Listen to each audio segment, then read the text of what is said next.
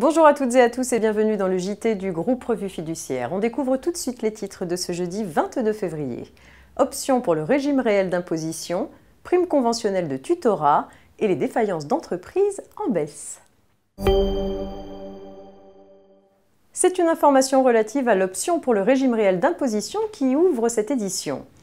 Les seuils des régimes micro-BIC et micro-BNC ont été relevés de manière significative à compter de l'imposition des revenus de 2017. Ils s'établissent à 170 000 € pour les activités de vente ou de fourniture de logement et à 70 000 € pour les prestations de services et locations meublées. Les entreprises qui relèvent actuellement du régime réel d'imposition et qui se trouvent de ce fait soumises de plein droit au régime micro peuvent, si elles le souhaitent, conserver le bénéfice du régime réel. Elles doivent en principe exercer une option sur papier libre. Par simplification, le dépôt de la déclaration de résultats 2031 ou 2035 avant le 3 mai 2018 vaudra exceptionnellement option.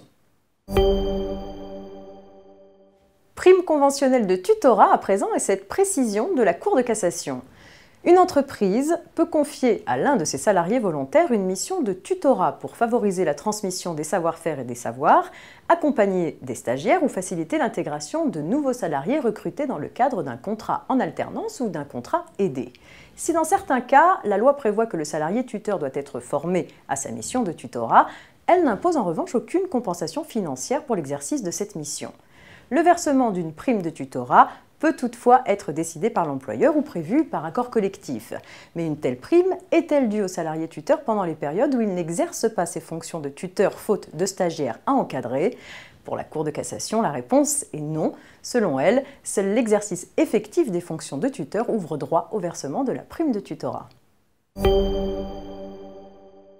La société Altares vient de communiquer son bilan annuel 2017 relatif aux défaillances d'entreprises et c'est bon signe. En 2017, 55 175 entreprises ont déposé leur bilan, soit 4,6% de moins qu'en 2016. En conséquence, le nombre d'emplois menacés sur un an a reculé d'environ 30 000. En affinant les chiffres, on s'aperçoit que toutes les tailles d'entreprises sont concernées par l'amélioration, dans une moindre mesure toutefois pour les plus petites d'entre elles.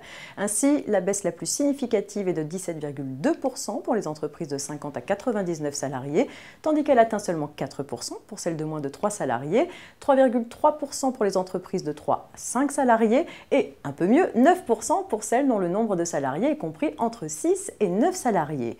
Bien plus détaillée, l'étude Altares fournit également des statistiques par tranche d'âge des entreprises, par secteur d'activité, par région et par type de procédure, ainsi que des comparatifs trimestriels depuis 10 ans.